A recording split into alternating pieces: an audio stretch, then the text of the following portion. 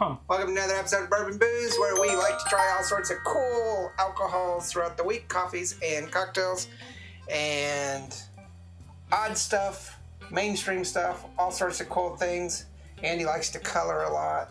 He's got his red marker. He's just coloring away. I try to stay in between the lines. He can't. So if you like what we do, make sure you hit that like and subscribe. Check out all of our videos that we offer Monday through Friday. We do a lot of different things. And make sure you leave comments. It means a lot to us. So today we're going to do a very special whiskey. What are we doing? A very special whiskey. Unfortunately, we don't have it. We do have it. But it's in a mini. Or, as you like to say, full-size bottle. Because you're so tiny. A two-hander. So we are doing the Glenlivet 14. All I have is a mini of this. Sorry, guys. So you don't get the full-size bottle. But there'll be an image of the full. I'll Photoshop a full-size right here in front of this blue screen, so you can get it. But this is the Glenlivet 14. We have done one other Glenlivet. That's the Glenlivet 12.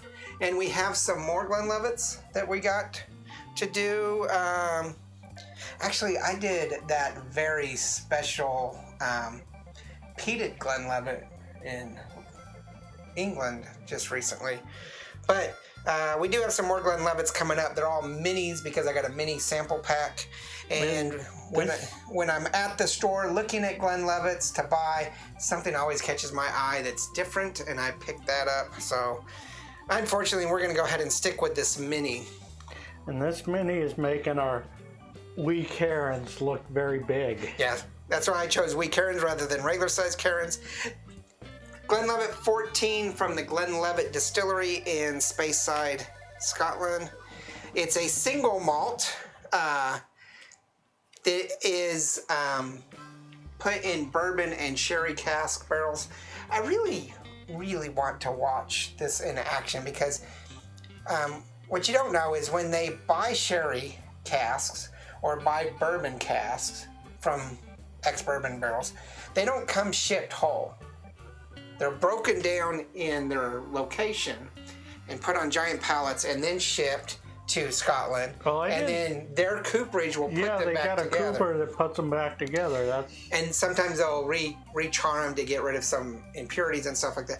What I want to know, and maybe you guys could let me know in the down there, especially if you live in this area, you're a cooper, do they take staves that are barrel staves from bourbon barrels and from sherry barrels and just make a Frankenstein barrel? I don't know. Or do they just age it in one bourbon barrel and then age it in a sherry barrel, but then that would be like finishing? I don't know. You need to let me know. And if you ever want to watch something entertaining, just watch a cooper put a barrel together. It's not entertaining. It's freaking amazing. Well, okay. Entertaining is like watching you. Okay, so amazing. If you want to watch something amazing. Not him. So it is a single malt whiskey, aged 14 years in sherry and ex-bourbon barrels, but then finished for about 6 months in cognac casks. And if they bring them back taken apart, do they put sherry, bourbon, sherry, bourbon, sherry, bourbon, sherry, bourbon, sherry, bourbon, sherry, bourbon, sherry? That's what I just asked. I literally just asked that. No, but you said, did they put staves in there of each one? Yeah, a sherry stave, a bourbon stave, a sherry stave, a bourbon stave, sure. All right, so... Sherry, bourbon, sherry, bourbon, sherry. See? Entertaining. Amazing. All right. You're amazing. So it is 40% or 80 proof, 40% ABV or 80 proof.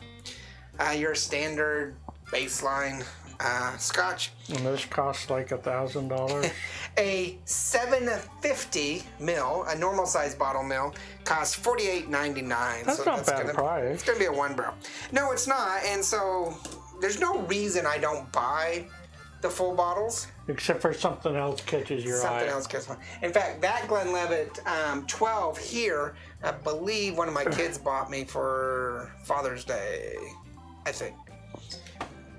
I try them in bars all the time. I've had this in the bar. there's always something different. I don't know. So we're going to try this, and we're going to be very careful to make sure that the camera guy doesn't get any? Gets some. Oh, I thought he didn't get any.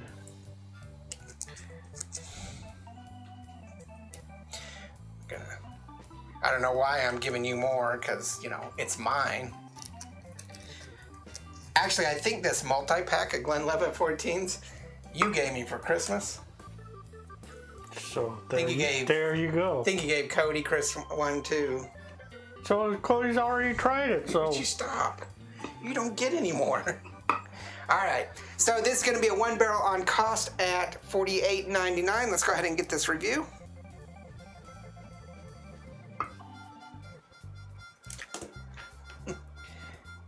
Entertaining. You definitely smell the sherry in it. Mm-hmm.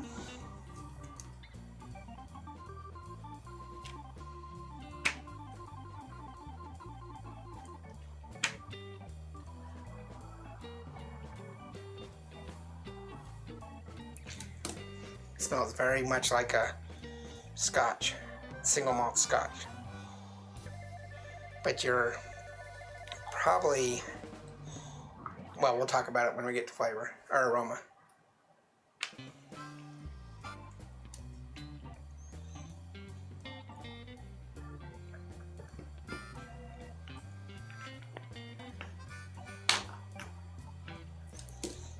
Okay, so we're back, and we all have different numberage here, but we end up with the same point value. For cost at $48.99, it is a 1 barrel. It's kind of exceeds the common man pricage that we normally have on our cards. For aroma, I'm giving it a 3. You're giving it a 3.5. It's got a nice, smooth, mellow aroma. Okay.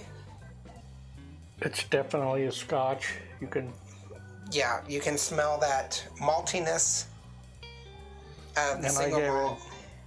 The malt. It's got a tiny bit of rye, kind of. Oh yeah. Kind of a spicy, peppery. Yeah, it's got a baked good, kind of like a shortbread. Okay. Maple syrup. It's got a sweetiness. Yeah, I'm more associating vanilla than maple. Yeah, because I put honey with the flavor. Okay. But I put maple syrup with the aroma. Okay. Yeah, I get vanilla, maltiness, the sherry, and light fruit. And it's got the fruity. Now, the fruitiness I'm more associating with the cognac. It is a cognac finish. Yeah. But I'm getting the sherry essence on the nose, too. But that fruitiness is more of a cognac fruitiness rather than maybe a light apricot or apple. For flavor, I give it a 4. You're giving it 3.5. Not much difference there, but I give it a 4. It's got a nice flavor. You know, You're so full of descriptive words today. Well, you know, I like. Andy likes scotch. Scotch good. I like scotch, you know. Scotch good. It's what do you think about that scotch? It good. It's good. It tastes pleasant. Do you have any tasting profile for There's a little bit of cinnamon to it, not a lot. It's very in the background, and that might be the cask from the sherry. I don't know. I did put it's spicy, and now that you say cinnamon, I can kind of make that connection. Because I was having trouble trying to determine what that spiciness was, so it could be. I'm definitely getting that vanilla and that maltiness and that light fruit again by the cognac. Yeah. Otherwise, it tastes like a typical Speyside. And I love Speysides. So typical of the Speysides is almost my jam. I mean, I'd much rather have an Islay, but Speyside's second best. And I really like this. Whether I would take this over the 12-year, I don't know. We still have a couple more coming up. I like the peated Glenfiddich or Glenlivet better. I'm pretty sure it was Glenlivet. Could have been Glenfiddich. No, just popped in my head. I don't know. We'll have to see. But yeah, bite. We both give it a 3. There's a little bit of heat to it, but not much. Not bad. Not bad. So we end up with, even though we have different numberage for the aroma, flavor, and well, the bite's the same. We come up with 11 points. That's a pretty solid 3. I'm thinking that it gets a half barrel bonus to 3.5. It is.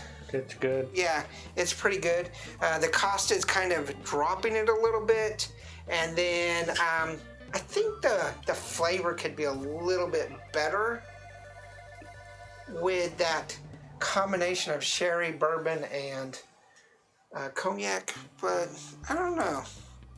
Tell us what you think in the comments below. What's your favorite Glenlivet? Really wish I knew what John Levitt. Yeah, the more I think about it, that peated one was a Glenfiddich, but I don't know. Yeah, I really like the Glenlivets, and I plan on getting the full range of the normal store-bought. I mean, Glenlivets can get super expensive. Glenfiddichs, Glenfarclas, I mean, they all have some very high-end ones, but I'd like to get the normal range on the bar, just because they're good space sides. But tell us what you think in the comments below. What's your favorite Glenlivet? Check out all of our other videos Monday through Friday. Whiskeys, oddities, coffee, cocktails. And check out Instagram, Facebook, Twitter, and merchandise. And before we end the episode, we're going to see if Andy has anything else to say. I'll wait till after the episode. Remember, there's no bad whiskey. There's only good whiskey and great whiskey. And this is pretty good whiskey. I like it. Cheers. Oh, and one more.